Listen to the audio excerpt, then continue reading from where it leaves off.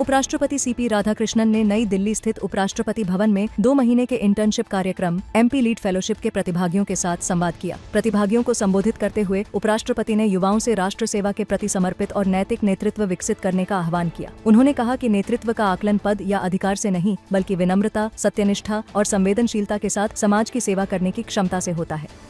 प्रधानमंत्री नरेंद्र मोदी नई दिल्ली में जापान की प्रधानमंत्री सनाई ताकाइची के साथ भारत जापान संयुक्त प्रेस वार्ता में शामिल हुए। प्रेस वार्ता को संबोधित करते हुए प्रधानमंत्री ने कहा कि भारत और जापान दोनों ही विश्व की सबसे बड़ी इकोनॉमीज में से हैं तथा स्वतंत्र, समृद्ध और नियम आधारित हिंद प्रशांत क्षेत्र दोनों देशों की साझा प्राथमिकता है। प्रधानमंत्री ने कहा कि भारत जापान निवेश साझेदारी लगातार और सुदृढ़ हो रही है। पिछले 1 वर्ष में 100 से अधिक नए व्यावसायिक समझौते हुए हैं, जिनसे भारत में $10 बिलियन से अधिक जापानी निवेश आएगा। उन्होंने कहा कि आज फाइनेंशियल सर्विसेज एजेंसीज के बीच हुए अग्रीमेंट से कैपिटल और इन्वेस्टमेंट फ्लोज और सुगम होंगे। इसके पश्चात दोनों शीर्ष नेताओं ने भारत जापान संयुक्त आर्थिक मंच को भी संबोधित किया।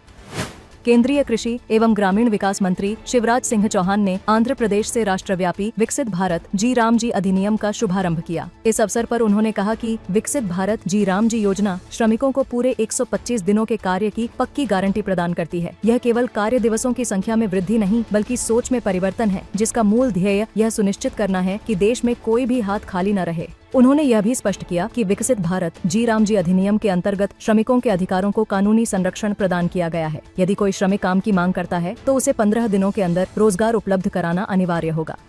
केंद्रीय पर्यावरण, वन एवं जलवायु परिवर्तन मंत्री भूपेंद्र यादव ने नई दिल्ली में मुख्य अतिथि के रूप में इलेक्ट्रिक मोबिलिटी, विकसित भारत के लिए भारत को इलेक्ट्रिक मोबिलिटी हब बनाना विषय पर आयोजित राष्ट्रीय सम्मेलन की अध्यक्षता की। सम्मेलन के उद्घाटन सत्र को संबोधित करते हुए उन्होंने कहा कि भारत का इलेक्ट्रिक मोबिलिटी की ओर बदलाव केवल एक प्रौद्योगिकी के स्थान पर दूसरी प्रौद्योगिकी अपनाने तक सीमित नहीं है, बल्कि यह एक ऐसे सतत औद्योगिक तंत्र के निर्माण का प्रयास है जो विनिर्माण को सुदृढ़ करे, हरित रोजगार सृजित करे और वर्ष 2047 तक विकसित भारत के दृष्टिकोण को साकार करने में सहयोग प्रदान करे। उन्होंने कहा कि उद्योग, नीति निर्माताओं और संस्थानों को मिलकर एक नवाचार आधारित इकोसिस्टम का निर्माण करना होगा जो भारत को स्वच्छ परिवहन के वैश्विक केंद्र के रूप में स्थापित करे।